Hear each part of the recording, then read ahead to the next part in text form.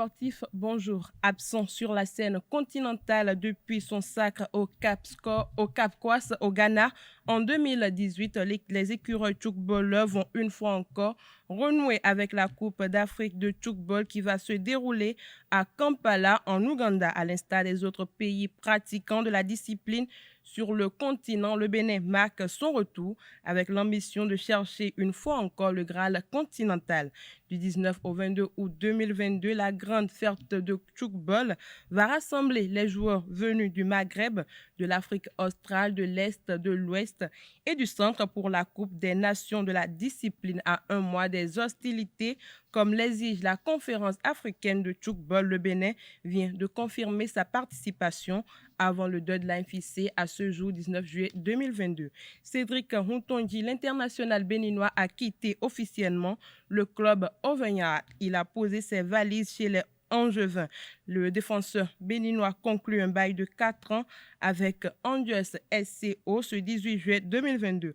Revenu en France en 2019, plus précisément à Clermont-Ferrand, après une aventure en MLS aux USA, l'écureuil était l'un des artisans de la montée du club clermontois en 2020, annoncé à Naples en Italie.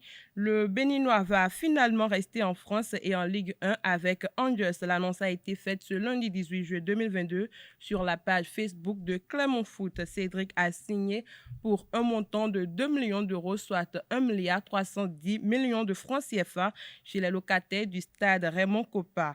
Avec Clermont, Routondi a disputé 41 matchs dans l'élite du football français et 155 matchs en Ligue 2 pour un total de 5 buts et 3 passes décisives. Tout ceci en 3 années dans son désormais ancien club. Pour finir, le Maroc est en finale de sa Coupe d'Afrique des Nations dames. Les Lions de l'Atlas ont réussi le coup d'exploit et de surprise ce lundi 18 juillet en battant les Nigérianes lors de la deuxième demi-finale. C'est une équipe téméraire du Nigeria qui va finalement tomber au cours de la séance des tirs au but après avoir longtemps évolué à 9 contre 11 pour faute de 2 cartons rouges récoltés dans le match en premières heures. Ce sont les filles de la nation arc-en-ciel qui se sont qualifiées devant les Zambiennes, une formation zambienne qui croyait jouer la prolongation, mais qui verra son rêve éteint sur un penalty obtenu par l'Afrique du Sud dans le temps additionnel du match. L'Afrique du Sud s'offre la finale